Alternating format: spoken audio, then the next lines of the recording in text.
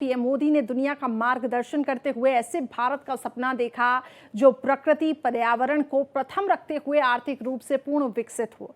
एक ऐसा भारत जो ऊर्जा जरूरतों को पूरा करने में आत्मनिर्भर हो, पूरी दुनिया के सामने संपूर्ण विकास की मिसाल पेश करे।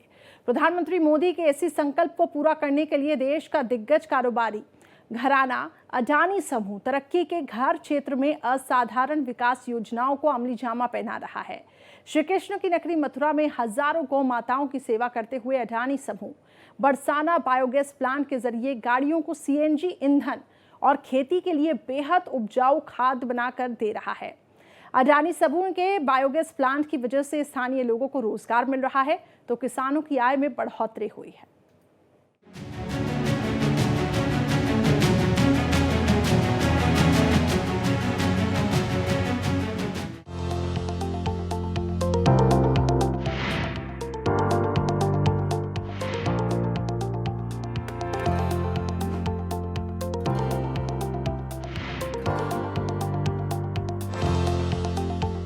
प्रधानमंत्री नरेंद्र मोदी की अगुवाई में देश के अंदर सौर, पवन और बायोगैस ऊर्जा के उत्पादन को बढ़ावा दिया जा रहा है ताकि पर्यावरण को नुकसान पहुंचाए बगैर कम खर्च में ऊर्जा जरूरतों को पूरा किया जा सके।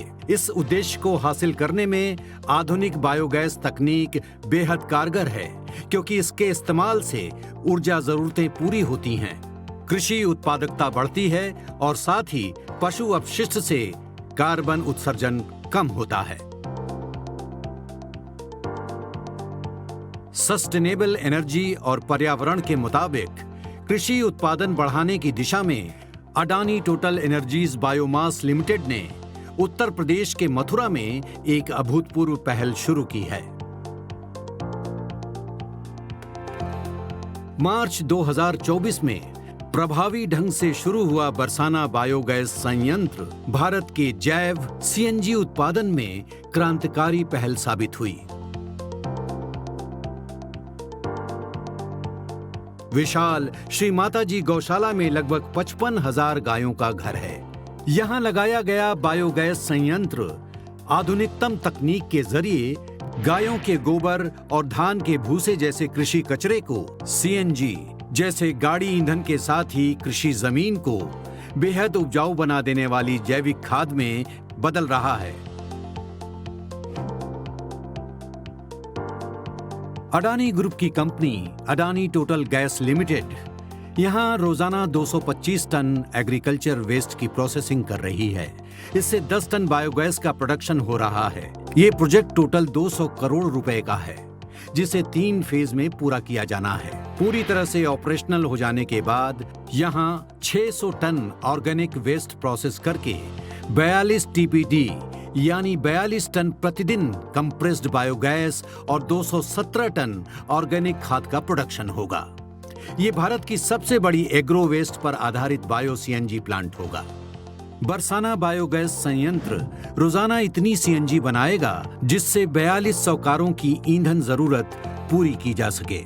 साथ ही इस प्लांट से प्रतिदिन 217 टीपीडी उच्च गुणवत्ता वाले जैविक उर्वरक और 74 टीपीडी तरल CO2 तैयार होने लग जाएंगे। ये ATBL की पहली प्रोडक्शन फैसिलिटी है जो एडवांस एनारोबिक डाइजेशन टेक्नोलॉजी की मदद से ऑर्गेनिक मटेरियल को रिन्यूएबल बायोगैस में बदल रहा है जिससे ग्रीन हाउस गैस के एमिशन और फॉसिल फ्यूल्स निर्भरता में काफी कमी आ रही है। उत्तर भारत में पराली जलाने की वजह से बड़े पैमाने पर प्रदूषण होता है। वहीं ATBL का बायोगैस संयंत्र पराली और मवेशियों के गोबर को सीएनजी और जैविक खाद में बदलकर देश को दोहरे विकास की ओर अग्रसर कर रहा है। नतीजन भारत दुनिया के सामने पर्यावरण संरक्षक के तौर पर उभर कर सामने आ रहा है। बरसाना संयंत्र की वजह से स्थानीय किसानों, पशुपालकों के साथ ही गौशालाओं को आर्थिक मुनाफा हो रहा है। वहीं भारत अपनी ऊर्जा जरूरतों के साथ ही जैविक खाद के लिए विदेशों पर निर्भर है। लेकिन अडानी समूह की कोशिशें भारत को इन क्षेत्रों में आत्मनिर्भर बनाने की बड़ी पहल है। बरसाना बायोगैस संयंत्र ATBL की बेहद अहम CBG योजनाओं की शुरुआत है। कंपनी पहले से ही नगर पालिकाओं के साथ जुड़कर गुजरात के अहमदाबाद और राजकोट में अपशिष्ट आधारित CBG संयंत्र स्थापित करने पर काम कर रही है। ATBL की कोशिशों की वजह से भारत नवीकरणीय ऊर्जा में वर्ल्ड लीडर बनने की ओर अग्रसर है।